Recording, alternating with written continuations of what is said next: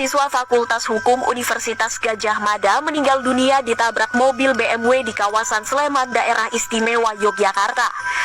Korban bernama Argo Ariko Ahfandi, 19 tahun, yang mengendarai motor meninggal dunia di lokasi kejadian akibat luka serius. Kecelakaan maut tersebut terjadi pada Sabtu dini hari 24 Mei 2025. Informasi diperoleh Argo ditabrak sekitar pukul 1 waktu Indonesia Barat di Jalan Palagan Tentara Pelajar.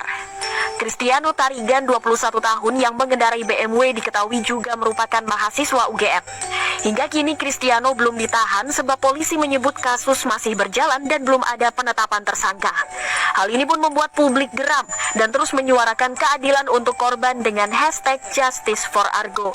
Polisi menetapkan pengemudi BMW penabrak mahasiswa Fakultas Hukum Universitas Gadjah Mada jadi tersangka dan naikkan status ke penyidikan. Insiden kecelakaan terjadi di Jalan Palagan Tentara Pelajar, Kabupaten Sleman, Daerah Istimewa Yogyakarta pada Sabtu 24 Mei 2025, mengakibatkan seorang mahasiswa Fakultas Hukum UGM bernama Argo Eriko Ahfandi meninggal dunia. Menurut keterangan Kabid Humas Polda DIY Kombes Pol Ihsan, kasus kecelakaan ini telah dinaikkan statusnya dari penyelidikan ke penyidikan. Penetapan tersangka pun telah dilakukan. Kenaikan status ke penyidikan ini dilakukan setelah Polda DIY melakukan olah tempat kejadian perkara. Pihaknya disebut akan terus memberikan update atau perkembangan terkait kasus kecelakaan ini. Dekan Fakultas FEB Didi Ahjari menyampaikan ucapan duka cita atas meninggalnya Argo. Didi membenarkan pengemudi mobil BMW merupakan mahasiswa aktif FEB UGM. Pihaknya pun menyerahkan sepenuhnya proses penanganan peristiwa ini kepada pihak yang berwenang dan mendukung penuh upaya penyelidikan yang adil sesuai dengan ketentuan hukum.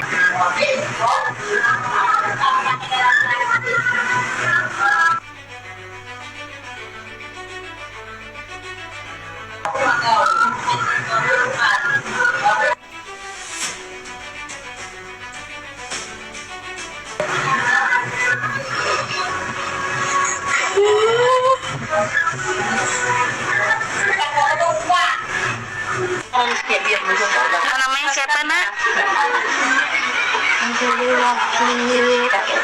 Di sini tinggal sama siapa? Sama kita.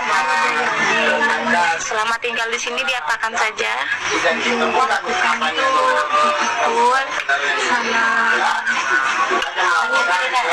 disuruh sampah dalam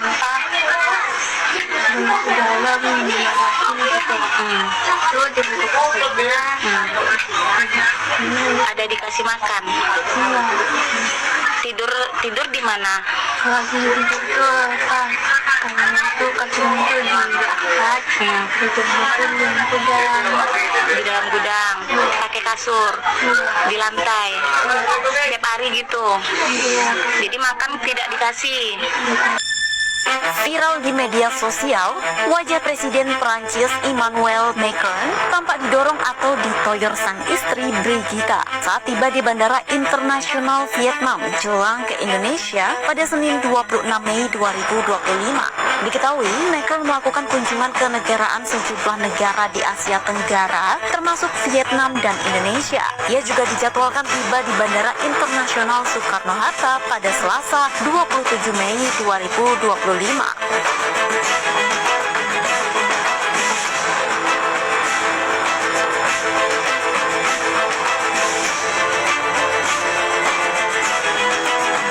Menyambut Presiden Prancis Emmanuel Macron dan Presiden Prabowo. Lantas, apa kata Menteri Kebudayaan Fadlizon? Bahwa berita-berita tersebut itu berita-berita hoax. Pertama, tidak ada yang namanya pembuatan lift di Candi Borobudur. Jadi tidak ada pemasangan eskalator di Candi Borobudur. Yang kita sedang upayakan itu ada pemasangan chair.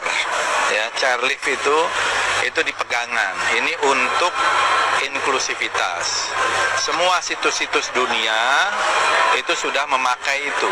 Itu namanya itu chairlift. Chairlift itu tidak masif dan tidak merusak, tidak ada penetrasi sama sekali gitu.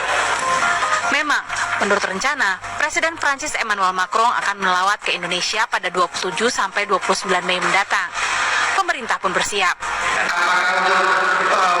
Untuk kedatangan Presiden Prancis ini, inisialnya apakah saya akan bangun eskalator, saya terus terang bisa jawab.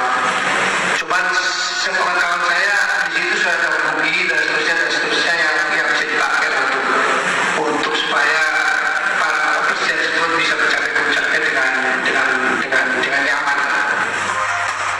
Ternyata seluruh persiapan di Candi Borobudur yang jadi viral ini berkaitan dengan permintaan Presiden Prancis Emmanuel Macron. Presiden Macron ingin mengunjungi salah satu keajaiban dunia yang ada di Indonesia, yaitu Candi Borobudur. Pemerintah kita menyiapkan beberapa fasilitas untuk memudahkan kunjungan Presiden Prancis ke Borobudur. Nanti beliau akan ditemani oleh Presiden Prabowo rencananya selama di sana. Pemerintah menyiapkan rem, ya, jadi semacam jalan setapak yang tidak pakai tangga untuk sampai level 4. Kemudian juga menyiapkan nanti namanya apa itu? Stair lift. Hasan Nasbi menyebut pemasangan fasilitas berupa stair lift ini dilakukan demi efisiensi waktu kunjungan. Pemerintah juga memastikan pemasangan fasilitas ini tidak akan merusak batuan-batuan Candi Borobudur yang menjadi salah satu situs warisan dunia.